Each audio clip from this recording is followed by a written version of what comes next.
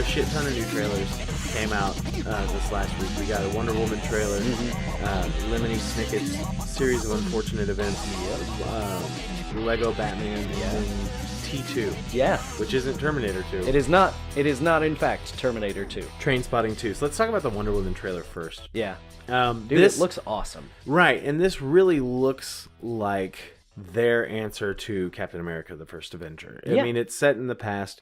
It definitely feels like it has kind of the same tone as that one, and I'm optimistic about this movie as much as I can be as a DC movie. Yeah, because as optimistic as I was about the Suicide Squad, it still didn't live up to my expectations. And with Batman v Superman being the train wreck that it was, it's hard to be optimistic. Yeah, I know what you mean. It's hard to be, oh my God, did you see the new Wonder Woman trailer? I can't wait to see it, because I'm going to go see it. Yeah, no, you and me both, and I am, and that's kind of the thing. Like this trailer, the last trailer, the shit, even the teaser that we got first, they've all been subtly building my interest in the movie. Right. I already knew that I was going to go see it, but every trailer they release, and that's a trailer's job, is to make you want to see the movie. Right.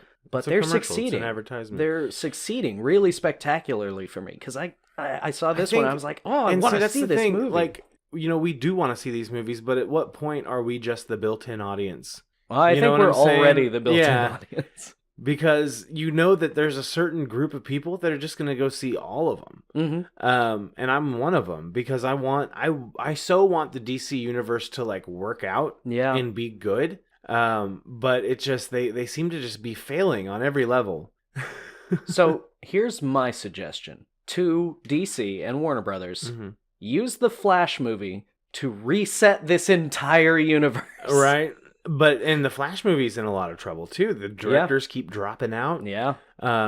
So Flashpoint this motherfucker. Right. We don't need Man of Steel to exist. We don't need Batman v Superman to exist. Definitely don't need that to exist. Suicide Squad was all right. It was all right, but it still wasn't as good as I wanted it to be. It was the okayest. It's been the okayest DC Universe movie that's come out since. Well, shit.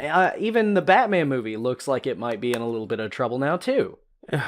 Because you hadn't heard about this. I was reading a story on the IO9 that I follow. I post a lot of stuff for theirs on our Facebook page, which give us a like if you like. But I repost a lot of their stuff. But I saw this one and I was like, I don't know if I want to repost this one, because it's still kind of speculative. But it seems like one of the...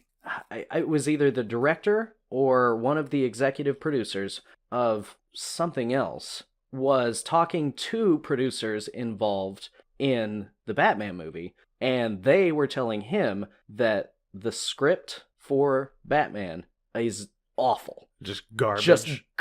Just fucking garbage. Well, I mean, at this point, it's not surprising. It is still fairly early in the pre-production phase for it. So right. Well, they're still filming Justice League, aren't they? Or at least post-production in Justice League. I know we've gotten a teaser for it already. Yeah. So, I mean, we'll see how it works out. Hopefully, I mean, Ben Affleck has got some credibility when it comes to direction and writing. Yeah. Okay? So, hopefully he can... I mean, he has an Oscar for the best original screenplay for Good Will Hunting. Right. But he co-has that with Matt Damon. Right. And I don't know which one of them wrote more of that movie. But he's also written and directed movies that have been critically acclaimed. Yeah, Argo. Argo won an Oscar. Right. So let's... several Oscars. Yeah, let's not forget about those. It's not all about Good Will Hunting. But so he has that credibility. So hopefully he can turn around. But let's get back to this Wonder Woman trailer. Yeah. It looks like the villain is going to be an old villain from the comic book series that I just recently even heard about, named Dr. Poison,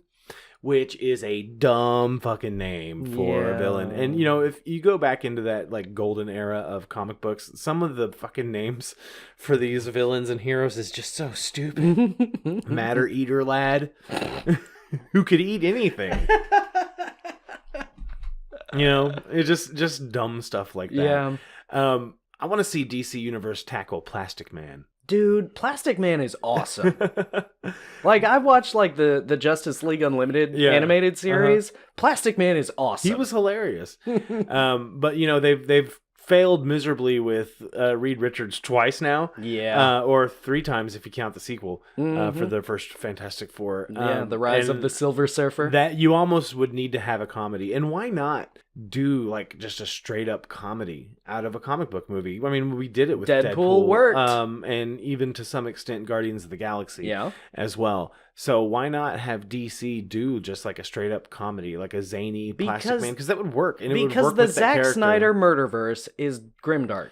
Well, hopefully they can kind of, That's move what I'm away saying. from that. Flashpoint this shit. Eliminate the Zack Snyder Murderverse. Well, speaking of DC movies, okay, because we can move on. I mean, Wonder Woman looks good, but we can move on to some other trailers. The DC movie trailer that I'm most looking forward to is Lego Batman. Yeah. Yeah.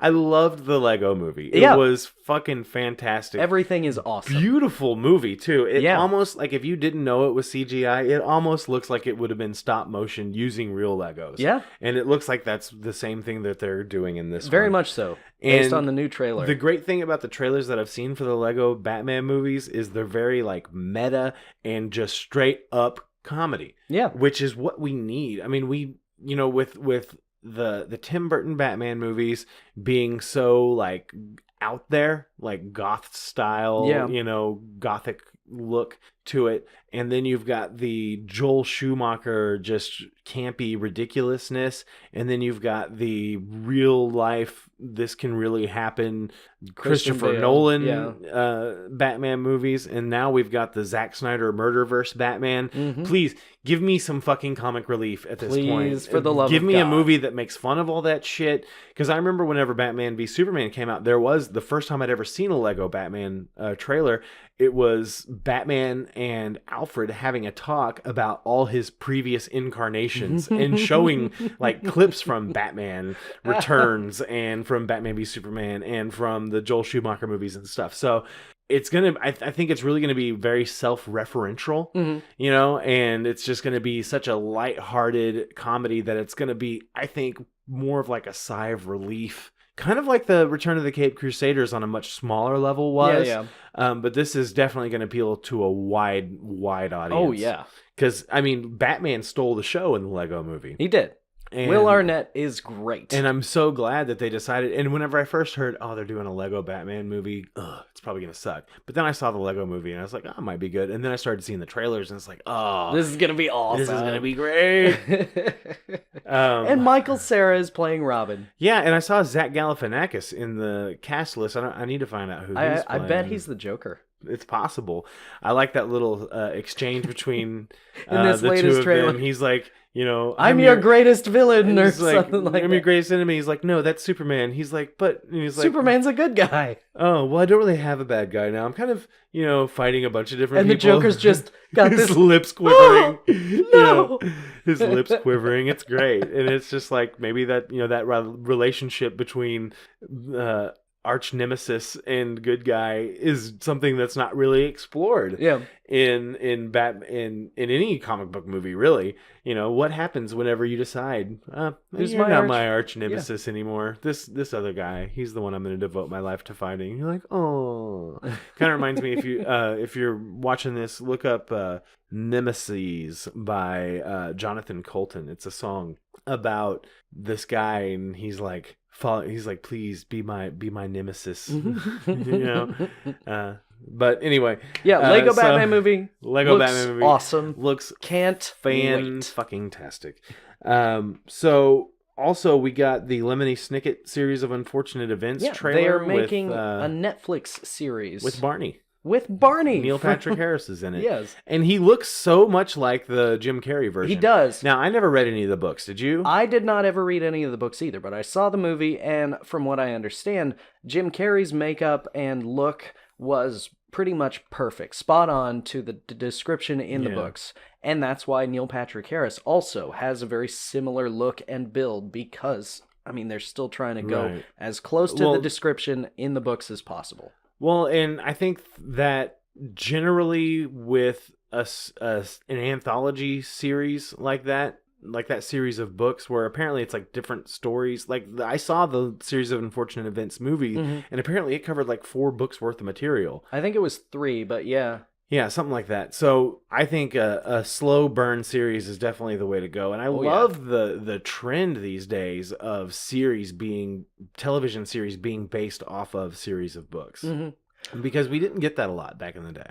I feel like Olaf's physical description is so important because of the fact that he impersonates other people, steals identities, and just generally tries to disguise himself. Right. So those physical attributes that he has, his giant hooked nose, his thin, lanky frame, that stuff is important because when you meet those characters that he's, pretending to be, they know immediately, oh, look at this dude's nose. It's frickin' Olaf again. Dude, Corey Feldman wishes he had the kind of comeback that Neil Patrick Harris has had. Dude, Neil Patrick Harris... I remember Doogie Howser. Yeah, exactly. But then he just kind of disappeared for a long time, and now he's... It started with Harold and Kumar Go to White Castle. Those movies are so good. But he was also in Starship Troopers. Yeah. Remember? Yeah, I do. But... do you remember? Yeah, I remember. But yeah, he was Doogie Howser, and he was kind of, child star of the month for like a good year or two, and then all of a sudden you never heard from him again, and then all of a sudden, bam, Neil Patrick Harris is everywhere, and then How I Met Your Mother was brilliant, and now he's just in all these other things, and he's like really ramping up to be, a really good comedic actor, which I'm proud of him. Yeah. Good on you, Neil Patrick Harris. Way to not fall into the Corey Feldman trap. Get on Google and Google his, him and his partner have, I guess, adopted 2 children. Yeah. Get on there and look at their Halloween outfits that they do with each other. What did they do this year? I think they did a Star Wars theme. I'm not sure. I just saw a whole gallery of them. Yeah, because they do something awesome every year, and they're always great. So I'm definitely going to look forward to that. That's going to be one of those things that I'm going to binge watch. Oh yeah. So there's one more trailer that came out this week that I want to talk about, and that's T2. Trainspotting 2. Exactly. Who would have thought that we would ever get a sequel to Trainspotting? Honestly, because you would expect the characters from Trainspotting to be dead. Long right. Dead. 20 years after the events of the first Trainspotting movie, those guys should all be dead based on how much drugs they do throughout the course of the first one. Right. Now, that movie had kind of a stigma when I was a kid of being like a drug movie. Yeah. And I remember watching it, and I say as a kid, I was more of a teenager, because 20 years ago I was like 15. So I watched it. I've only ever seen that movie once. And the only thing I really remember is the toilet scene. Oh my God. Yeah. And I remember it's shite being Scottish. Yeah. And then the Choose Life monologue, which they did another version of that in this trailer. In the new trailer, yeah. So I think I want to see this movie. I really do. But I think we need to watch the original Trainspotting. We're going to have to rewatch it because you and I have both only seen it once. Right. So let's make a deal. We'll do the original Trainspotting, because this comes out in what? January? Yeah, late January. We'll watch the first Trainspotting, and then we'll go and see it in the theater. And then we'll talk about it on the podcast. I would even doubt that they would have it at our theater. Well, I'm sure that another theater 30 minutes away would have it. Yes. We could probably see it. But there was some drug use in this as well. Which kind of surprised me, because at the beginning of the trailer, all the characters that you see Ewan McGregor's character, you see Johnny Lee Miller's character, they both look like they're clean. Well, apparently, you saw clips of people behind bars, so maybe he spent that last 20 years trying to get clean. Who knows? But from what I've read, this is loosely based on a sequel book that was written to the original story, where it took place 9 years after. Now, apparently this movie takes place 9 years after the original movie, but they waited 20 years to so they could age more, because a heroin addict would age a lot more in 9 years than someone who doesn't do heroin. Well, that's just what I've heard. No, because there was a line in the trailer. They talk about 2 decades, 20 years. They do. Well, maybe I'm wrong, Chris. You are. I'm not right about everything. Wow. But it's heartwarming to hear you say that. You heard it here first, folks. But I'm definitely going to go see all 4 of those movies. Oh, yeah. Wonder Woman, Trainspotting 2, Lego Batman, and then we'll watch that Netflix series when it comes out.